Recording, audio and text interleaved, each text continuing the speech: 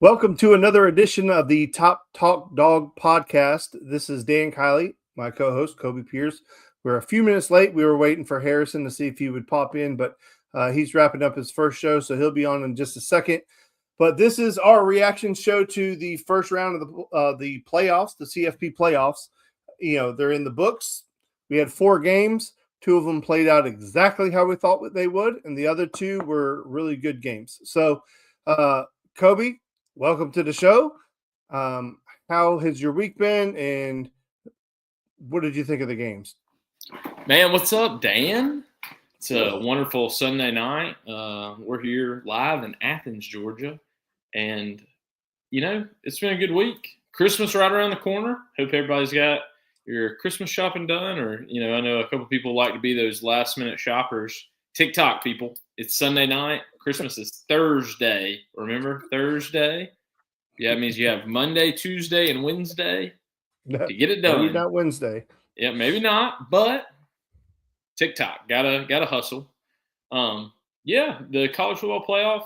I thought personally, the 2 games we got were better than any of the first round games necessarily last year. I thought they were much more competitive, kept things kind of entertaining, and really, to me, the only snoozer of a game was Ole Miss Tulane. And I think the hard thing about it is we'd already seen it one time this year. And so all week we've had to hear about it won't be the same. There's no Lane Kiffin. Tulane's a better team now than when they played them the first time. Tulane will make some adjustments. They'll be able to score some more. And in reality, no. I mean, 41-10. I haven't looked back at exactly what the previous score was, but pretty close. Pretty similar scores from the first time to the second time. So, just really thought that was the biggest no contest of the day. But, Alabama, Oklahoma got us out to a bang on Friday night. Yep. Miami, Texas A&M, and just a defensive just slop fest at noon. Then everybody got to take your little afternoon Saturday nap to watch while Ole Miss played. And then you got to watch an entertaining game, I would say, with Oregon. High scoring, lots of offense. Not an overly close game, but like you're saying, just a lot of football. I think Oregon looked really good offensively. I think giving up 34 could be a bit of a concern down the stretch. Like you're saying, that's why it's first round, though. I think that the best thing that I saw, Dan, on TikTok or Twitter or something, is if you quit thinking about the college football playoffs having started and instead think about that this was not the first round but the play-in round, and that the actual college football playoffs start this week, that you'll be happier with the way the game, like, you'll be happier with the way it looks. You know what I mean? Does that make sense? Like, this is like the first 4. Like, sure. It's not the actual playoff. This is the first 4. It gives all of these teams an opportunity to win and be in the playoffs. And now there's an 8-team playoff that begins starting, I think it's in 10 days, roughly, maybe 9 days as of today. I thought that was a unique way to look at things, right? Like, because how good are the 4 matchups we're getting going in to 10 days from now? And obviously we don't want to, it's a reaction show, so I don't want to, dwell on that too much, but I mean, we've got 4 pretty good games. Yeah.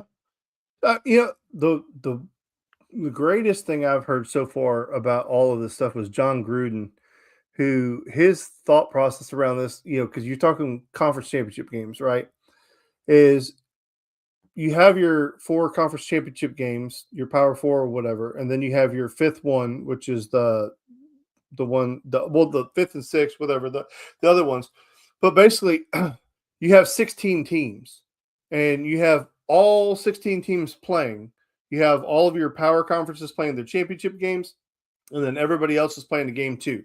And then the winners of that 16 is your 8.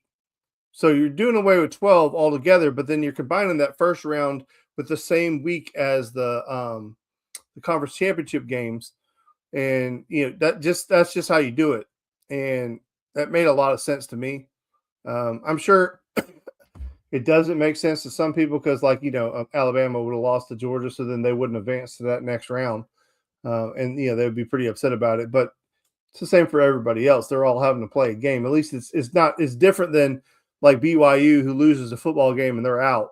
They're playing a +1 game and they're out. But all these other teams sat at home with no risk.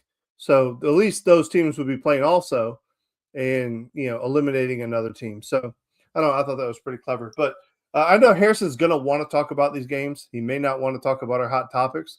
So I thought maybe we could jump into one of our hot topics and then wait for him to jump in to get into the meat of these games, if that's all right with you. You down for that? Yeah, let's hammer the 2 hot topics and see where we are, because I don't think with just 2 of us this is going to take terribly long. But no, I do not either. Hot topic number 1, and we talked about this a little bit. So hot topic number 1 is, what was your favorite Christmas gift as a child? And so me and Dan went back and forth a little bit before the show about this, and I think I finally landed on something. I grew up with a younger brother. I would say that a lot of times, the big gift was a shared gift between me and him, just with age and stuff. What I finally landed on was the Nintendo Wii. Probably the best Christmas gift I ever remember getting. Christmas morning, just Wii Sports, Mario, Mario Kart, just so many great games on the Wii when it came out. It was so unique with the way that it had the motion capture with the with the Wii remotes. You had to set up the little thing on top of the TV.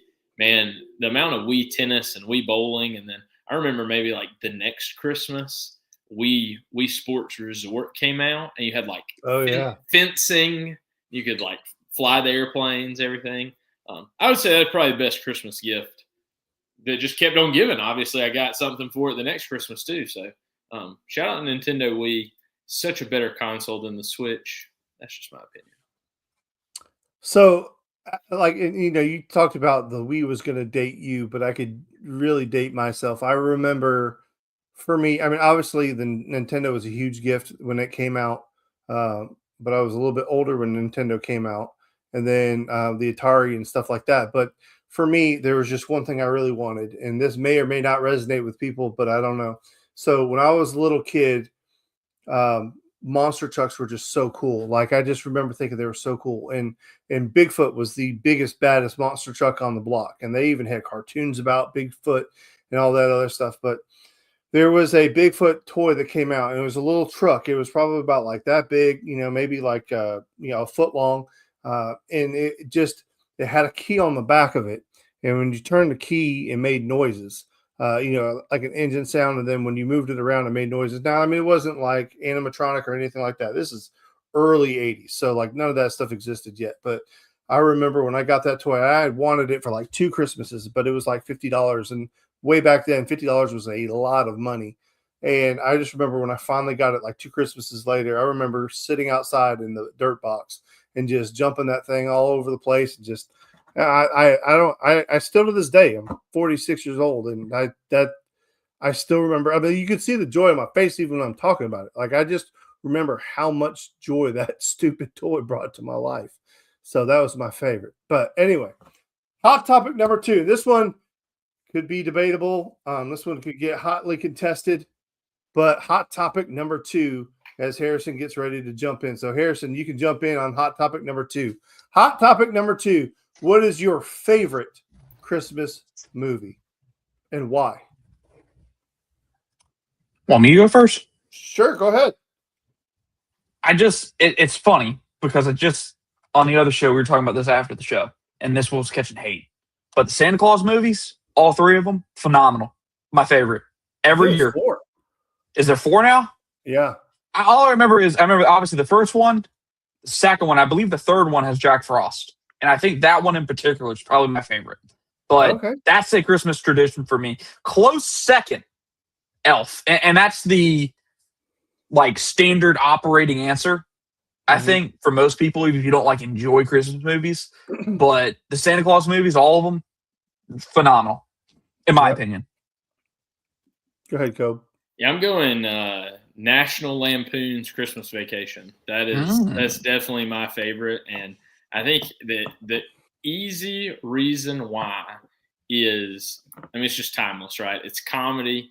It's got a great comedic effect of the, he's struggling with the lights. He's struggling with the family. Work sucks. I mean, Cousin Eddie, like it just doesn't get any better than Cousin Eddie. Like, oh, shitter's full. He's out there. He's deloading the RV, and I mean, it's just one of those movies that you can have on in the background. I feel like all holiday long, and I am going to like just hear one scene or one line and laugh immediately. Like, nothing's funnier to like the comedy of they're around the turkey for the meal, and he's like, this thing looks delicious. If it tastes half as good as it looks, it's going to be amazing. He goes to cut into it, and it just like basically turns to dust right in front of him. It's a turkey jerky. It's just a good quality movie. Dan, hope I didn't steal your thunder. Let's hear what you got, Dan. Listen, hot take. Okay, Christmas Vacation is a terrible movie without Cousin Eddie.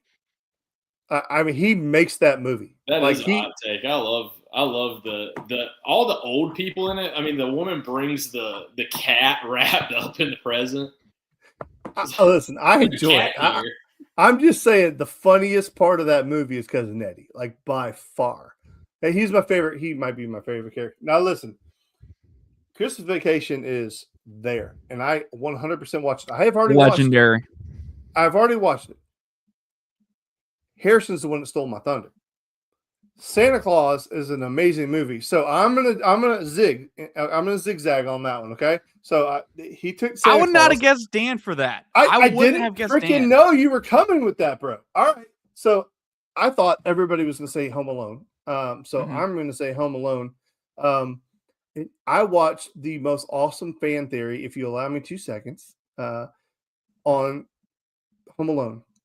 The old man, I can't think of his name in Home Alone. What's the old man neighbor? Is Jesus Christ. Marley. Mr. Marley is Jesus Christ. And they like go out there, and we won't go through it because it's way too long.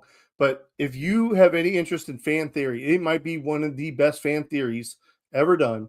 Is Mr. Marley is Jesus Christ, even up to the point where when he puts his hand down on the glass table, you can see the hole through his hand. Like when he's got his hand wrapped, there's a hole in his hand, and then there's a hole coming out the back of his hand. It's the fan theory is amazing on that. So if you want to go down a rabbit hole, do fan theory. Mr. Marley is Jesus Christ on Home Alone. But yeah, Home Alone, great movie for Christmas because I did not think he was going to pick Santa Claus. So I'm floored. I thought Dan. I love Christmas Vacation. I knew that's where Kobe was going, so I was like, "All right, I am coming strong with my Santa Claus." I thought Dan would have been the one to bring in Die Hard. I thought for sure if someone was going to bring up Die Hard, it might have been Dan. That's not a bad shout either. I could have easily gone, Dan. We should have talked about this. I could have easily gone Jim Carrey's Grinch. That's an easy go-to as well. Again, similar comedy type movie where you just have it on the background, and the amount of one-liners is hysterical. Look, and Dan's not going to get this reference, well, because he hasn't watched them. But I learned, someone was telling me the other week that apparently Lord of the Rings is a Christmas movie because the first one they leave on Christmas Day or Christmas Eve. Wouldn't have considered that, but would have been kind of funny if someone brought all that up. I'm floored. I didn't think Dan would be a Santa Claus guy. I'm floored. I thought Dan would have came in here, and I don't know like everyone's opinion on it because apparently there's and I know someone now that doesn't like those movies, that hates them. So I didn't know if you consider them a Christmas classic or if they're just like,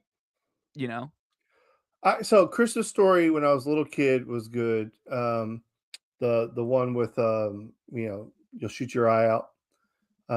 But I moved off of that one, when better movies came out. But did you want to tell us about your favorite toy, your favorite Christmas gift, or you want to just move straight on to the games? I was so is it a toy or is it a gift? A gift. Kobe picked the Nintendo Wii, and I had a Bigfoot truck from the early 80s when I was a little kid. I'm gonna be honest. I think because I was kind of floored between. Well, and I'm kind of glad I wasn't here for the beginning of this because I'm sure there would have been an age joke somewhere in there. Dan would have said, "Hey, yeah, you could have picked up a gift you got this year or something like that." I think probably my favorite gift of all time, probably, and this because obviously I wasn't. God, I don't remember what year it was. Kobe, you probably would have been. God, I don't even know. Dan would have been an adult. I don't think you had kids yet. Damn it, But boy. the PlayStation 3. That was like one of my first gifts, and that was something I shared with my brother. I assume people knew I had a brother. Maybe not. But yeah, I think that's probably my favorite gift because of all the memories that kind of came with in terms of that first gaming console and all that. I think that's probably my favorite one. And I guess maybe the issue is I don't remember many other like memorable gifts. Because I don't know about y'all, but it's like I don't remember what I used to ask for or what I got when I was like 5 years old. And I All right, know so Dan's probably gonna say that was like 2 years ago, but yeah, listen, right the the contrary. PS3 came out 1 month before I had a kid. Really? What Came year out was that? March of 2000, March 23rd, 2007, and Keanu was born in June of 2007. Hell yeah. I remember getting the PlayStation 3. It was the PlayStation 3 Black Ops bundle for Christmas. Oh, Ooh. I Just may or may not have also gotten that. him saying that just made it go wham right back in the front of my brain. Whammo! I see. I think that may The have other been the one, first rated M game I ever had. first ever neutral site Georgia game I've ever went to. I got on Christmas was the 2018 Sugar Bowl tickets. Now, granted, that game didn't turn out well, but I remember getting that on Christmas. Kobe was there. Didn't know Kobe at the time. Wish I did. Live. But yeah, that was pretty cool. All right, Harry. Let's hear some opinions, baby. Let's hear about these games, dog. These first round takeaways. All right, to start it off. Do we want to start with the stinkers, or do we want to do them in order? I don't care. I mean, I was thinking, do we want to go overarching takeaways first in terms of the playoff itself? Because we got certainly a lot to touch on that. Or do we want to talk about these games? Because I don't know about y'all. And I guess we'll start here. I only watched 2 of them in full. Like, I was on my couch from kickoff to the clock saying 0 for the first 2 games. The rest of them, I watched the first half of Ole Miss, and I watched here and there of Oregon. Like, and that's, I guess, where we'll start. Why is it that we have a product where there's only 2 games that feel like they're must see? Ooh, Harrison, I had a great thing right before you hopped on when I was telling Dan, and I'll run it back by you for anybody that may be just now hearing this. I saw somebody, can't remember if it was on Twitter, a Twitter thread, or like on TikTok, but it was, if you quit thinking about the first round of the playoffs as the college football playoff is a 12-team playoff, and you start thinking that it's an 8-team playoff, and what would just happen Friday and Saturday is a play-in round, you're going to be so much happier with the way you think about like the playoff as a whole. Because basically what it did was it took 8 teams that maybe deserved a chance at the playoff. It let them all play, and it basically rewound it to where, okay, these are the 4 teams that really deserve the shot. Now we're going to let them play in the first round of the playoffs, which I do think is going to be eventually, that's the fix that I see coming eventually. Like, playoff expansion, I think, is actually just going to be like the first 4 seeds or the first 6 seeds get a bye, and you're going to have all these playing games to give more teams a chance. You know, the Vanderbilts, the Texases, the Dukes of the world, they're going to get an actual chance, but it's going to be more on a play-in format than like a, like you said. It certainly helps in terms of you end the debate surrounding the teams like Miami, Alabama, like those teams that got in with controversy. You end that by letting them play a game to get into the field, to get into the next round, because now the Miami-Alabama debate's over. Alabama is a playoff team. They should be in the playoff. They just showed that. Miami, fortunately, should be in the playoff because they're better than the team they beat. I guess that debate's over, which is nice because now we can stop talking about Notre Dame. Thank God. But they won't stop talking about themselves. Oh, hell no. But at the end of the day, Lord. it's like it would make that Kobe in terms of this being a play-in rather than first round all the more better if you could take it and fix, and this is where we'll start, I guess, in terms of overarching, take away the auto bids that guarantees the G5 conference, the G5 as a whole, a spot, even if they're not ranked in the top 12, and replace it with, hey, we're going to take the 12 best teams and we'll guarantee conference champions. We'll have the 4 best conference champions or whatever, how many conference champions, or if there even is a thing, we'll bring those teams in and we'll have the 12 best. And if the G5 is one of the 12 best, they get in. If they're not, they're not. Instead, it would have been all the more better, Kobe, if this weekend was Oregon BYU and Ole Miss Notre Dame. Could you imagine those 2 games this weekend? Oregon BYU, probably a slaughter. But Ole Miss Notre Dame, I would have been posted on my couch for like 18 hours on Saturday.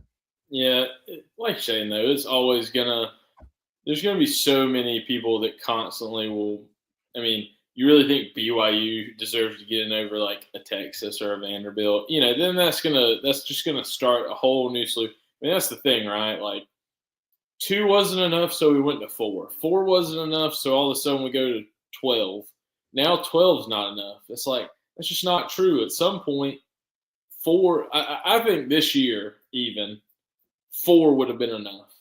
And obviously, maybe I'll regret saying that in 10 days if the top seeds don't win, because maybe they won't. But at some point, like, enough's enough. At some point, the regular season's got to matter. I agree. This year, it sucks because of the way the auto bids work that you got 2 group of 5 teams in. But that's on somebody not having the foresight of thinking that can happen.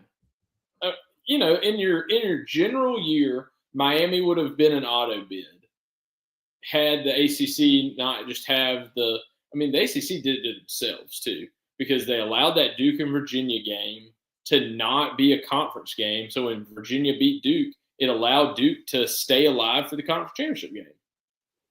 Like you're saying. So, one of the things that one of the points that I have is that typically in, year out, there's not more than 4 teams that can win a national title. I think we all kind of agree on that for the most part. Maybe you could say 5 sometimes, but it really that number doesn't get a lot bigger. But by adding more teams, what you're doing is you're adding in complexities, right? Where you had 4 teams last year that were the best 4 teams in the country that had to sit for, what is it? It ended up being like 5 weeks. They had to sit for 5 weeks without playing a football game while all these other teams are playing games and they're staying sharp. And then they come in and then they beat them. And they're like, ha, ha, ha, see, they're better than they are. It's like, no, they're not. They're playing football and these other teams are rusty as hell. And then I think the biggest issue that I have is the timeline. Like they want, and it's all about money. We know that they've got to somehow get these games into the new year. So that they can capitalize on that. But there should not be breaks. Just keep playing. Have the SEC championship game, championship Saturday. If you want to take the 1 week bye, because you want to play Army Navy on its own weekend, maybe I'm here and I'll listen to that. But everybody has the same bye, right? Not where some teams are playing, some teams are not. Then you just start rolling weeks. Like, everybody plays this weekend. Everybody plays the next weekend. Everybody plays the next weekend. Season's over. Let's, for the love of God, let's stop stretching the shit out because you're hurting your product. And maybe it fixes helps fix the calendar in terms of hey, it's just you're ruining the product, and we have such a good freaking product, bro. And you're just ruining it because these guys are sitting at home. Look, there's a chance that Georgia comes out and looks like shit. They did last year. And I hope to God it doesn't happen. Kirby said that he learned a lot last time. Listen, somebody agrees with Dan. Lord have mercy. I'm wondering world's if that's ending. my sister. So, I wish they were paying us to make these calls, and I think we could talk until Dan was red in the face. That would be quick. Dan ever get red in the face? Sometimes. Talking? I think the bottom line is the divide, and I'm not sure how they're going to do it, but the bottom line, in my opinion, is there needs to be some divide between the group of 6 and the Power 4. If the Power 4 is going to stay the way it is, right? The Power 4, they're trying to rebuild the Pac-12. You know, I know that the Pac is working its way back, but as long as there's only 4, main conferences and 5 auto bids, you're always going to have the risk of running into this. And honestly, that's part of it just was a perfect storm, right? Perfect storm of the conferences all expanded. So you lost a Power 5 conference. So all of a sudden you have these bids, and then the ACC just sucks ass. So we'll see. Anyways, first game, Alabama, Oklahoma. 17-0 starts Oklahoma. Who thought the game was over at that point right there, Harrison?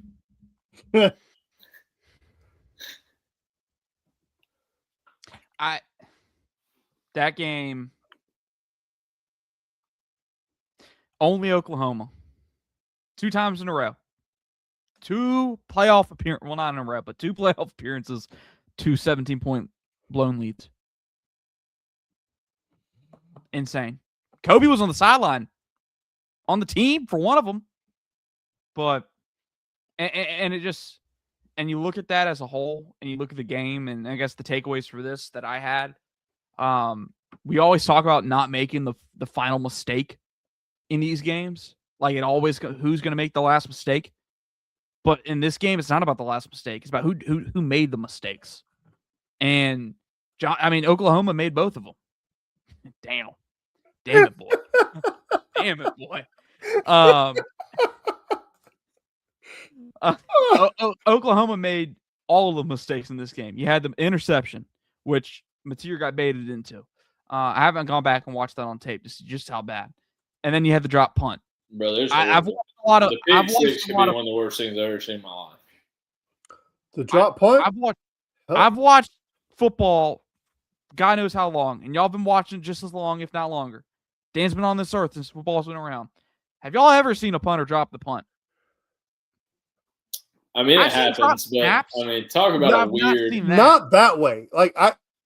Not that way. Like it's usually it comes in and it comes through your arms, comes off your chest, and you bobble it. He had it. He spun it, and he was coming out for his drop. And when he comes out for his drop, he just tosses it forward. Like I have never seen that before. That was weird. Like I don't think I've ever seen that particular drop before. Like I've seen somebody kind of like lose it a little bit and then they'll just like kick it out of just kick it out of the air. And then the thing goes sideways or whatever. But I've never seen somebody taking their arm forward for the drop and literally just throwing it forward. I know, like somebody was like, somebody needs to check his bank account for gambling statements. I was like, damn it, boy. That one was weird. But that was, that's exactly where the game changed. From that point on, Alabama just put their foot on their throat and stomped the life out of them. I don't remember the chronological order of all these, but we give Mateer crap, and Mateer didn't play a good game. From 17 point lead on, it was a different ball game, different player, but he had them in position. He had them in position to hit the death blow. That kill shot down the field, the middle of the field that was dropped, like they had 2 touchdowns from that dropped. From that point on, I feel like everything was downhill. From that point on, and it was just kind of like watching 2024 Georgia. Once something like that happened, it just seemed things went downhill. I think my thing is, and it's something that Venables will have to address this offseason, and it's something that Alabama struggles with just as much. But when you're up 17-0, Alabama finally breaks a drive. They have 9 plays, 75 yards. They score 17-7. And at that point, it's basically like 6.5 minutes left in the half. Oklahoma gets the ball back. You have got to be able to give yourself some breathing room. I need 2 first downs, even if I'm punting the ball. I need 2 first downs just to give myself some clock runnage, your defense a break, all of those things. And the thing is, with Mateer, they just weren't able to run the ball effectively with a running back. They had to run Mateer in order to run the ball, which is fine when it's not predictable. But I think at some point, if it was 2nd and 8, they were running Mateer. Like here he came. Hope you didn't run blitz, because they were going to try to run Mateer to make it 3rd and 4 to stay on schedule, which is fine. But eventually, sooner or later, you've got to mix it up. You've got to be able to run the ball a little bit, because basically then they go, maybe a first down, the punt, horrible. Alabama punts the ball immediately. And then he immediately throws the pick six. It goes from, it could have been 17-7 going into half to 17 all in the last 6 minutes of the first half. And at that point, it was over, because Alabama comes back out. They score a touchdown in the second half. And it goes from, 24 unanswered is just something that should never happen. And the hard thing for Oklahoma's defense is that was their strength. And they were talking about that when Venables has held teams to 21 or less, he's never lost in his time at Oklahoma. But when teams score 22 or more, he's like 7-19. And the ironic part of that is Oklahoma used to be such an offensive powerhouse. That was the one thing that you always had to worry about with Oklahoma, was that they could score 1 million points. It is, just different now. Mateer, the crazy thing is he started out so hot, and he kind of, his receivers kind of let him down. They ended up kicking a field goal, so it wasn't a lost drive, but he throws what should have been a touchdown down on the left sideline in the first quarter. They end up kicking a field goal, to make it 10-0, which could have easily been 14-0. And then, like you said, the drop touchdown on going down to the middle of the field in the second quarter, that should have been the same play. Yeah, but it was a broken play. Yeah, it should have been a touchdown. But what I'm saying is, was that the play right before the drop fumble for the punt? That's what I'm curious about. I don't remember, because that would have been a touchdown. Alabama would have never scored, and then it would have been 24-7. And if I'm not, I may be getting my time. It may have already been 10, but I want to say that was before the drop fumble, because I want to say they ended up punting right after that, and that's where the point is, they had opportunities to really put that game away, and they did not. And that was, I have a lot of friends that are Oklahoma fans, and they were pretty upset about it. But then in the back of my mind, as a Georgia fan, I was kind of thinking to myself, it's good to see Alabama do this to somebody else, because we've seen them do it to us 1 million times. It says incompletion on 3rd and 3. John Mateer pass incomplete deep left. That's it. And what happened next? The punt. So it was. Yeah. So my old ass head ain't failing me today. I remembered something right. Yeah. So that would have been 24-7. And I say death blow.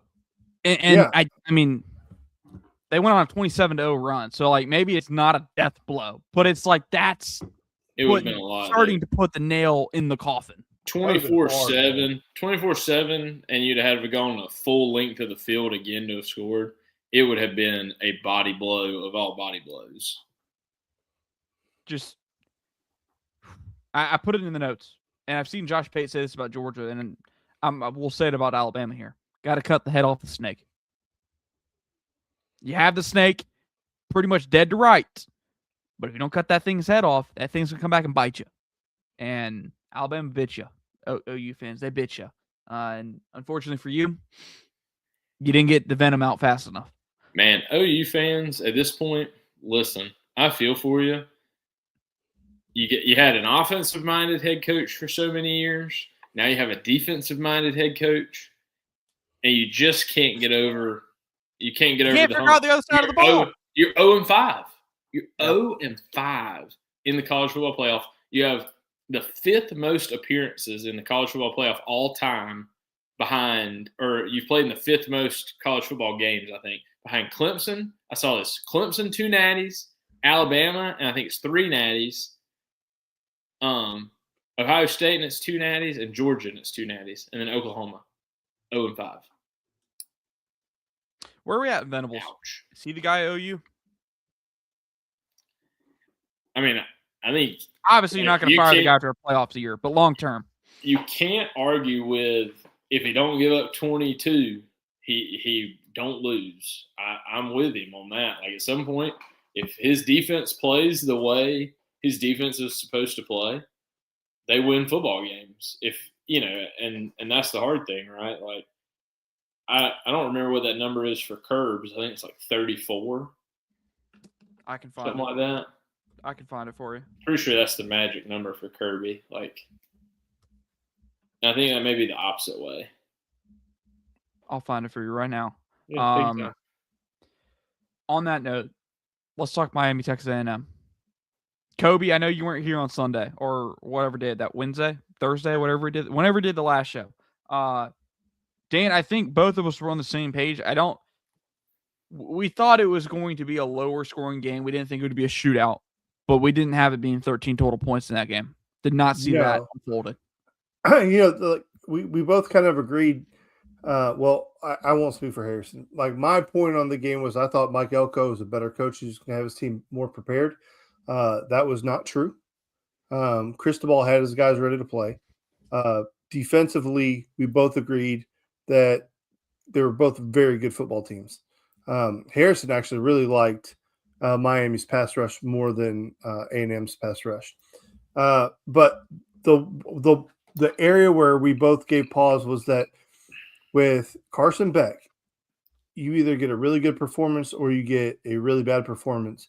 And we both said that you never get the middle where he just plays okay. And God almighty, if he doesn't go out and just play okay. He wasn't great by any stretch of the imagination. Actually, he was really bad at times.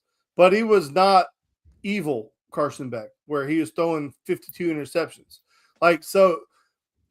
He missed some wide open receivers. He missed some throws that you got to have. But at the end of the game, when they needed him to make a couple plays, and by making plays, he turned around and handed off to Was it Fletcher, number 4? Yeah, Fletcher. His name, Fletcher. 172 on the ground. Oh, his mama was up in the stands just screaming, "Give my son the freaking football!" And all I could see every time they showed her, all I could picture in my head was Sandra Bullock in The Blind Side calling, "Run the ball, Bert!" That's all I could see. And they finally started running the ball, and lo and behold, here he goes. And then Marcel Reed, God almighty, son, like you did such a good job. You played like dog shit for 90% of the game. But you drive them down the field. You get them inside the 10-yard line. Should have been targeting. Didn't call it. Harrison says he's okay with the no call. Should have been targeting, but they don't call it. Dusty Dvoracek or whatever his name is, the guy on ESPN, did a breakdown of that throw. Right as he's getting ready to throw, the tight end has one step, and the ball's got to be thrown right to the bottom left of the goalpost. That's where that throw has to be. But for whatever reason, Marcel Reed takes one step left and then throws left, and that ball's thrown directly behind him. He's like, if he stays here and just throws it on time, that's a touchdown. It's an easy touchdown. The window was absolutely there. 100%. But for whatever reason, he took himself out of it, and then he missed the mark. Of all the freaking times in the world it's a timing route. It's not even complicated. Like the pass rush doesn't even factor in because it's catch the ball, throw off your back foot, and throw a laser beam right there to the goalpost, and it's a touchdown.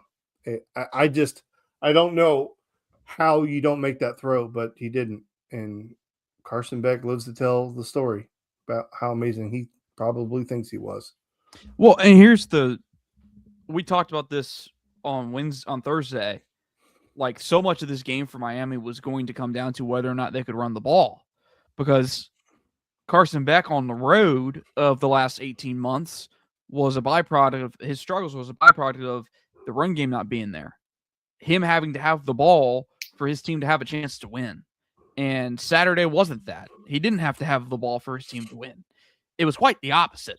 He needed to give the ball to somebody else for his team to win because they were able to run the football. Like, this was the 77th rushing offense in the nation. They were not efficient. They were not consistent up front in the run game. And they finally found something against the Texas A&M defense, which, Dan, I kind of feel like we should have saw this coming, because they had given up 200 yards on the ground in 5 games this year. So maybe it was a little bit of underestimate of the lines of scrimmage, a little bit in terms of Miami's offensive line, but the Texas A&M defensive line, which has struggled versus the run, than what I had thought. But then again, it's just I don't know about you, Kobe, but I was sitting there throughout the game. It's like, even in the first half, I think Fletcher had like 60-some yards and like 7 carries, and they're still doing all this whoop-de-doo crap with, hey, let's get Malachi Tony in the Wildcat, and we're gonna have him pitch it, and we're gonna reverse it again, go the other way. It's like, why aren't you just run it downhill? When you give it to Fletcher and let him run it downhill, you get yardage. When you do this flippy-doopy stuff, you don't get yardage. Like, so much of Miami, it felt like Miami was doing too much to try and run the football when all they had to do was just do the normal crap, was just be traditional. And it wasn't until the fourth quarter where it felt like, hey, they finally figured it out. I think me and you talked about this before. I think the three of us talked about this before. As far as offensive coordinators, and sometimes they outthink themselves, right? They have such a good game plan. They've done so much film study. They know all these tendencies and all these places that they're going to exploit. And they think of all these ways, like you're saying, to get Malachi Tony involved in ways outside of just being a receiver that's lined up and we're going to throw him the ball. Because what's Texas A&M think you're going to do? You're going to line up and throw Tony the ball, right? And so you're trying to do things to get him involved in other ways that sometimes you just forget, like you're saying. I mean, if you ask Miami's offensive coordinator, hey, you're out of the side of the top 70 in run efficiency when you just line up and run the ball. Do you think you're going to be able to run the ball for 2 bills on Texas A&M at Texas A&M? He'd have probably said no. We're going to have to find ways to win other ways. So I agree. It's one of those things where eventually he's like, oh, my God, I can just turn around and hand the ball to the running back, and we're going to be okay. And when they did, they leaned on them. I mean, Miami has a big offensive line. Coach Saban, bunch of wide asses. They ran the ball well, and ran the ball is how they won. They leaned on them, and 10-3, like you're saying, it was just ugly there nobody could get anything going. Texas A&M couldn't run the ball. I think that was my biggest surprise is like Miami. They were top 30 in rushing. Yeah. Miami ran the ball really well. Texas A&M didn't run the ball well at all, but ended up throwing the ball much, much better than Miami did. Like you're saying, I just think the hardest part is Marcel Reed, when he's playing well, looks like a Heisman caliber player where he can run the ball, he can throw the ball, he distributes it on time. They have 2 fantastic wide receivers, but they couldn't get it to click. They couldn't catch them running wide open, behind coverage. They couldn't catch them on like a screen play. They just couldn't catch the big enough break to score. And then it was the special teams from hell kicking field goals. Texas A&M couldn't kick a field goal. Miami couldn't kick a field goal. Just back and forth and back and forth. And so finally, Miami scores in the 4th to score the only touchdown of the game. It's like, go ahead. I would say the only thing that I said about that game prior to that ended up being true is that Tony was the most explosive player in the game. He had the 2 biggest plays. He had that long punt return or a kickoff return with kickoff or punt return. Punt return, right? Yeah, punt return down the sideline, which could have easily been a touchdown. he ends up kicking his own calf with his foot and tripping. At first, I thought the guy that made the tackle, but that wasn't true. He never touched him. And then obviously was that the jet sweep he scores on, or was that it wasn't a jet sweep? It was a basically. I Jet think it was sweep? classified as a pass, but yeah, it was essentially Yeah. Yeah. I think they tossed it forward to him. It tossed it forward. It's a pass. It was a passing touchdown. Yeah. So, but like I clearly I did not have a pulse on that game because everything I thought was going to happen didn't happen, and except for Tony being explosive. But Carson didn't fall apart. But then again, he didn't look great. Marcel Reed didn't have a great game. Harrison, you said something, and I'll let you talk on it if you want. But you were kind of talking about how both quarterbacks have been kind of playing worse as the season has gone on, whereas a lot of these quarterbacks are elevating their play at the end of the year, and both of those quarterbacks have kind of played their worst football at the end of the year. Yeah. I mean, it was definitely, I feel like it was the same note in the other game in terms of Alabama and Oklahoma. Like we talked about Simpson in his last 2 games versus his first 5, just vastly different. I think that's a totally valid point. I think Marcel Reed's best football was his first 6 games. And a byproduct of that is the opponents weren't up to snuff in a few of those. But I didn't think he played terrible at Notre Dame. He had that 4th down pass to win the game, although I think it was as much of a great play by his tight end as it was him. But yeah, I think that's definitely a good point, Dan, in terms of maybe he was kind of trending downward as the season got later on in the year. Whereas Carson Beck, I mean, look, we talked about those 2 upset games where he threw multiple picks in those games, lost them those games. I didn't think he played terrible in those games they won, but again, it comes back to like what competition are you playing late in the year? So I'm shocked, Dan, that when we look at it now, I'm like, man, did we overthink it? Did we overlook something? Because it's like, man. Let me jump in right there. So I was watching ESPN, like I said, and I don't know if it was Dusty who said this, but it was somebody on there. It might have been Scott Van Pelt. I'm not really sure, but they were talking about how Texas A&M didn't play anybody in the SEC. Like they had one of those weird schedules where they didn't draw any of the big names except for Texas, and they lost. And then they had to play Miami, who's a decent team, and they lost. Outside of that, they really have good, except for Notre Dame, and they should have lost. So Texas A&M, like I wish I could give him credit because it was great, but he was just – they may have been the biggest fraud of the entire playoffs, and they kind of got called on it.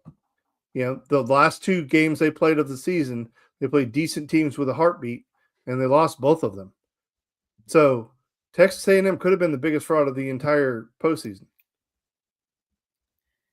And that's, I mean, look, obviously. Heather Dinich?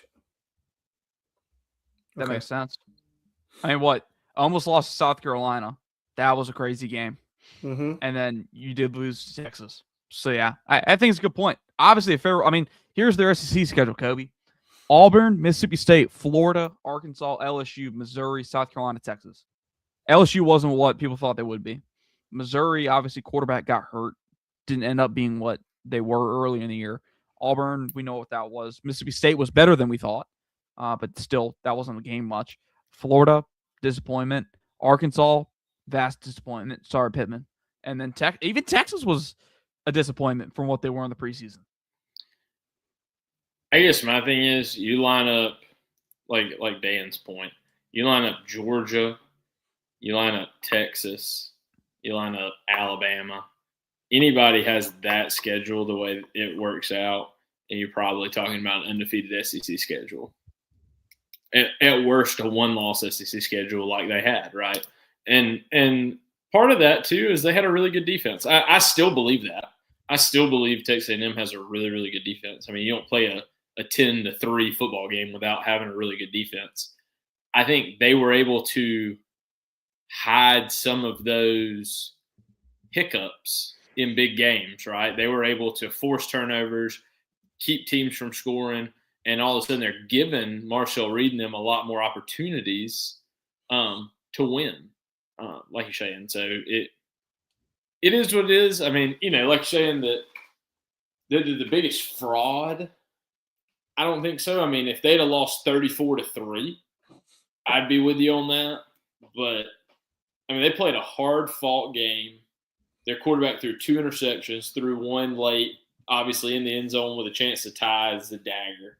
It was a really, really good football game. I don't think you could ask for a first-round game to be any better or two teams to be any more evenly matched. Like, I would say that, Miami and Texas A&M are about as closely compatible. Their strength of both teams are their defense, and that showed. And it was which offense made less mistakes. And Carson Beck, in his 6th season of college football, he showed up. He handed the ball off to the running back, and man went for 10 yards a carry. 10 yards per carry. You turn around, and it was a first down when you handed the ball to Fletcher. Is it fair to say in both these games, Miami, Alabama, the better quarterback won? I know we came on here Thursday, and Dan and I, at least, Kobe won't speak for you, we thought Marcel Reed was the better quarterback at the time. Well, I would say in the Alabama game, absolutely, because I think there were points this year where Ty Simpson looked as good. I'm not gonna say better, as anybody, but as anybody in the country. He had some down moments, but he at his peak, he looked as good as anybody in the country. I don't think you could say that for Carson Beck or Marcel Reed, where they looked that good, right? Like at any point during the season, I don't think you could point to them and say they were the best quarterback in the country, either one. I think a team won the other game despite their quarterback, both ways. Marcel Reed and Carson Beck. I don't think either one of them really contributed to the win, so to speak. I think Tony and Malachi Tony and I had his name earlier. Mark Fletcher. Fletcher were one of the biggest reasons why Miami was able to win that game. Also, Desmond Bain and I know I can't remember the other guy's name, the other defensive end. Akeem Mesidor. Yeah, and you were big on him going in the game. They really disrupted what Texas A&M wanted to do. Miami secondary played good, like they were good. I'm not throwing shade at them, but they were not elite in the secondary. But that damn pass rush, oh boy. I mean, the stat sheet's over here. I mean, shoot, Ruben Bain, who's probably going to be a day one draft. Sheet is crazy if you look at that, Dan. Miami has 7 total sacks, 9 tackles for loss. Ruben Bain has 3 of those sacks. Keontae Scott, a DB, I believe he's their version of the nickel. He had 2 of them. He had 3 tackles for a loss. Akeem Mesidor had a sack and a half. Jacoby Thomas, another DB, had a half sack. Like, the stat sheet's filled. I mean, you compare it to A&M. A&M had 2 sacks. A&M had 3, average 3 yards per carry all game. I mean, which is crazy because they had playing that kind of ball. That was as healthy as their running back room had been in a few weeks. Le'Veon Moss came back. Obviously, he got hurt mid-game. But, I mean, just totally shut down. In the run game. So yeah, I will say this, though. If Miami doesn't shit the bed special teams wise, they put that game away pretty early. And then also, I guess if you want to play devil's advocate, the backside of that is if you're Carson Beck, you have to convert some of those opportunities. You can't try to kick 4 field goals in like a driving wind when the kicking game is not available. And I also heard somebody else talking about, part of the reason that they struggled so much is because that wind was so bad that if you try to throw anything over 10 yards, the wind knocked it down. But I wasn't there, so it's hard to quantify hard to know. Out there. Yeah, it's hard to know. Well, and plus we've seen obviously Carson in terms of throwing 20 yards or more. Like we've seen that, and he's not been the best deep ball passer.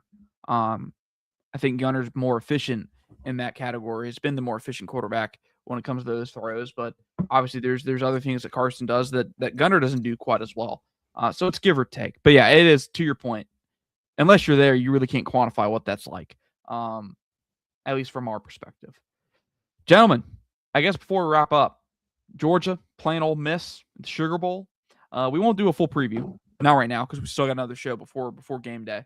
Elephant in the room. Lane Kiffin no longer the head coach over there at Ole Miss. It's a Pete Golding team now. Pete Golding football team. But it is important, obviously, even with Lane Kiffin no longer there, the same play caller remains, which I'm guilty. I didn't realize Charlie Weiss was calling the offense this year. Not until I had a conversation with my friend Dan, and he was like, no, Charlie Weiss is calling the offense. They revealed that earlier in the year, and he was. This is the same play caller. So there really isn't, outside of not having Kiffin there throughout the week and during the week and on game days, in terms of just having the added resource, not much is really changing for them from an operations standpoint. They still have the same play caller. He's been the one that's calling the shots during the game, and he's been a part of the game planning process. On the defensive side of the ball, you still have Golden there. He's been the play caller over there.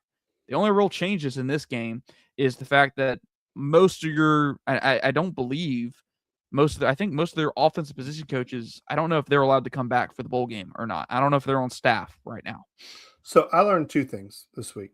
One, the narrative around the locker room was divided over Trinidad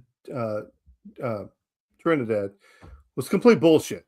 Those kids were bought into him, and they were loving on him.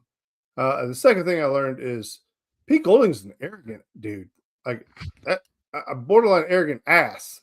And it looks like he's been doing it for a while, though. Like when you watch him talk, he looks like bro, like when that's your first game you've ever coached, to peacock your ass around like he was. Like, listen, the one thing I love about Kirby Smart is he's a petty son of a bitch. And if you give him anything to put his teeth into, he's going to. And I guarantee you, all right. Hey, you son of a bitch. I'll see you in a couple of weeks. I hope so anyway. I hope he's as petty as me. Because I was just watching and I was like, I want to kick his ass. I don't even know the guy. But like, it's crazy because Dan was the biggest Kiffin fan, still is. Yeah, but Kiffin was funny. The same thing. But Kiffin's funny. Like this guy was like, I mean, he was taking shots. Like we were good. Like he was basically saying we were good in spite of Lane Kiffin. Like, and I'm like, come on, bro. Like, I don't know. I don't know. It like maybe I'm alone. Maybe you guys don't feel that way at all. I was just watching him talk, and I was just like, the arrogance of this man. Like, be a little bit freaking humble. Just a little. I almost said it. You freaking beat Tulane, bro. Calm the fuck down. There we go. You beat Tulane. Like you didn't just go kick Oklahoma's ass. You just beat Tulane. Calm down. I don't know. It was weird. It was just weird. A weird vibe. I mean, could you imagine Kirby like standing up on the fucking table, like like when they just beat Georgia Southern? Like, I mean, what are we talking about, bro? I'm sorry, I had to get that off. Like, it just sat wrong. Kobe is checked out. Kobe, what do you got? No, I'm lasered in. I was listening to you talk about. I didn't realize Pete Golden rubbed you that wrong. Yeah, he did. I didn't either. I was waiting to hear it. I felt like this was mini Dan rant right here. Dan not a fan of the sip anymore. I think this game is so interesting because I just think that it's another prime example to me of how the college football playoff committee, like they don't look ahead, which I guess maybe is a good thing. I don't know if it's a good thing or a bad thing, right? Like if you put Texas A&M at 6, then Ole Miss should have played Miami. This is just what I've been thinking about. Ole Miss should have played Miami. Texas A&M should have played Tulane. And then this game would be Georgia, Texas A&M. Ole Miss would be playing Ohio State. And then you would completely have avoided the rematch of Tulane and Ole Miss. You would have completely avoided the rematch of Georgia and Ole Miss. Like, Ole Miss is literally going to play 2 games back-to-back that they've already had to play in the regular season. Like, what sense does that make? 0. And how fair is that to even, like, say a Georgia that won the conference championship, in the SEC? Why are you playing rematches, in our first game? Why should it be in a rematch type situation? And why can't you just why do the SEC teams have to beat the SEC teams? Spread them out. That's what I'm saying too. Like, yeah, I agree with you. It very easily could have been us versus Texas A&M, which I'm fine. I'm fine with being Ole Miss, but I do just think eventually, as they keep going, they're going to have to look and see, like, how big of a difference would it have been one way or the other. Whatever. I think the biggest thing Curb's got going for him, undefeated in rematches all time at the University of Georgia. Played a team twice in the season. Curbs hadn't lost yet. For Ole Miss, I feel like if I was to tell you that, knocking on wood. Damn right. Nah, it's a huge shit like that. I'm a huge pro on that. And here's why. Here's why I feel like I'm a pro on that, right? If I had to tell you Ole Miss would have started the way they started in that game in Athens, all 3 of us would have told you we'd have lost. If I'd have told you they would have come out and they would have been 5 for 5 touchdowns in the first 5 drives, I'd have been like, we're getting blown out of the building. The adjustments happened. The adjustments came. You answered the bell. And I just think that's the part you've had all this time. I mean, Kirby, God love him, has not done a damn minute of Tulane prep. Okay? You hear me? I mean, not a damn minute has there been. They haven't even they haven't even had an unpaid intern look at a Tulane clip. You know what I'm saying? See, I was thinking maybe the unpaid intern. Nobody has looked at Tulane. Nobody. Because why? It's been Ole Miss. It's been Georgia getting better, right? I mean, this is how the press conference is going to go when Harry asks the question. We've been focusing on ourselves. Practice has been about us getting better. Now we're transitioning into Ole Miss, which is great. But they've been thinking about that the whole time. The defense has been playing better. It's still going to be a great game, right? It's still going to be a great game. I just feel like my confidence, even more than last time, is higher in how our team faces adversity versus maybe an Ole Miss team. Now, Harry's got it right. It's dead on. If the snake's there and the snake's bothering you, cut the damn head off. You can't leave them in it because their offense is powerful enough to score at will.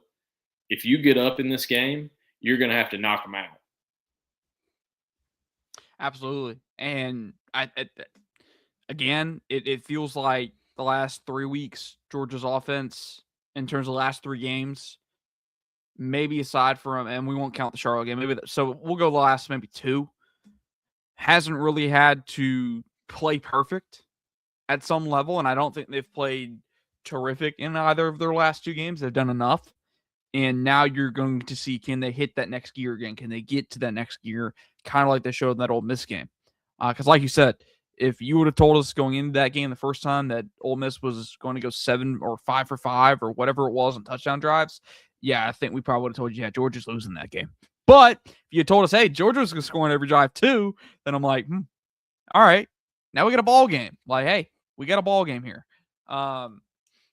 By no means and we won't preview this fully because, like I said, we got another show and we'll fully dive in to this game the Sunday before the game. But initial thoughts from my perspective. I was listening to other people. I believe it was people, Ari and Andy over at On 3 were saying that they thought this game was going to be won with points. This was going to be not a defensive battle. And I don't disagree in the sense that I don't think this is going to be a 10-3 football game. By no means do I think it's going to be that. but I don't think this is going to be a 43-35 shootout. I think this is a game in the 20s. I think right now it's low scoring. I don't think you have teams going for 7 on scoring drives in this football game. I think you're going to see some improvement on both sides of the equation here. But yeah, my one question here, and we'll wrap up on this, is does the fact this is a rematch favor any side? Because it feels like through three quarters. In theory, it's supposed to favor Ole Miss, but I don't know.